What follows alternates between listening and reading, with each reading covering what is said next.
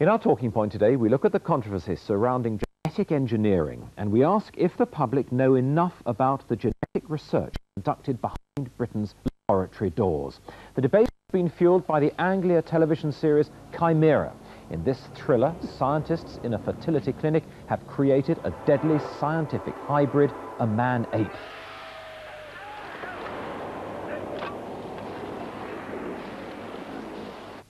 Well, joining me now to discuss the issue is the author of Chimera, Steve Gallagher, and Bob Williamson, Professor of Biochemistry and Molecular Genetics at London University.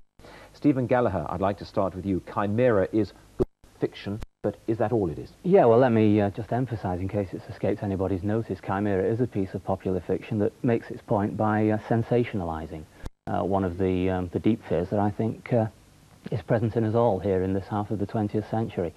When I started to research the programme, when I started to research the story, in fact, which was like 10 years ago now, none of these issues was new even then. But I think we've all been taken aback by the kind of reaction that we've provoked this time around. None of us expected it, not me, not Zenith, not Anglia. Well, Dr. Williamson, is it possible scientifically to do what Stephen Gallagher has portrayed? No, it's good fiction, but it's not possible to do it scientifically. It's not possible. First biz, it wouldn't work. Second biz, it's illegal. Third biz, it's unethical. And fourth biz, no one's trying to do it. There are 300,000 people in this country with inherited diseases. The research is going on in this country that is so well funded by the medical charities, it's directed towards better treatment for people with cystic fibrosis, with muscular dystrophy, Friedreich's ataxia. And the problem this program raises, good fiction though it is, it's a lot of fun. I watched it last night, it's a lot of fun. But having said that, the real problem is that it detracts from the tremendous positive advances medically that are going to be possible using the tools. Stephen Gallagher? That's fine. I have to disagree with the point that you say nobody's trying to do it. I fully accept your technical supposition that it's impossible as technology stands at the moment.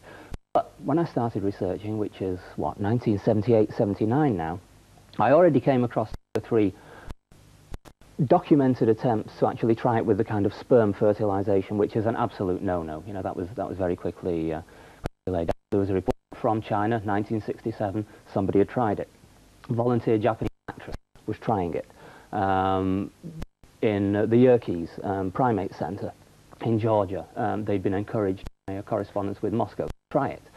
Bruno Chapelin in Florence claimed he succeeded. I didn't particularly put any credence in those claims, but what I found particularly interesting is here's a guy with a scientific qualification, professor chair, probably with his own parking space at Florence University, all the status you could ask for in his kind of work, trying to draw attention to himself with this kind of claim. Well, let's put it to Dr. Williamson. Obviously, science is moving so fast. Only a few months ago, we changed the sex of a mouse. That 10 years ago would have been simply out of the question. So why shouldn't Stephen Gallagher warn against what might become possible?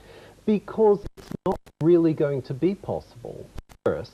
And second, I mean, I have nothing against it as fiction. There are scientists who write fiction as well as authors who write fiction.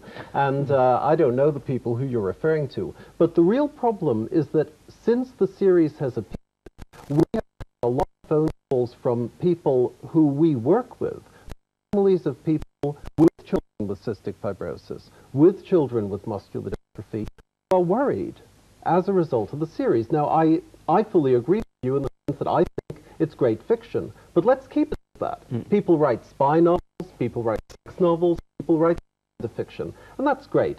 But you see, the paper, and it's going on in real life too, and that's using material you supplied. And part of the problem is that people really go away with this fear of science. I think people should be getting knowledge about science, knowledge that makes them know what's going on. Our lab has open days. We have open days every year where we invite people with cystic fibrosis, muscular dystrophy to come and visit us, see what we're doing. And I think the lab should do that. And I'm all in favor of education, and I'm all in favor of fiction, but let's keep them separate. Sure, I mean, you cite a piece of information that I supplied to the newspaper. Yeah, one of those pieces of information is the example of the pig, which had a human genetic element introduced into its makeup in order to produce a growth hormone. The pig grew, the pig was blind, the pig was sterile, and the pig had terrible arthritis. This was something that was intended to go into our food chain. I think when something like that is produced, then the line has been crossed. Now, Chimera is a kind of sensationalist dramatization of what happens when that line is crossed.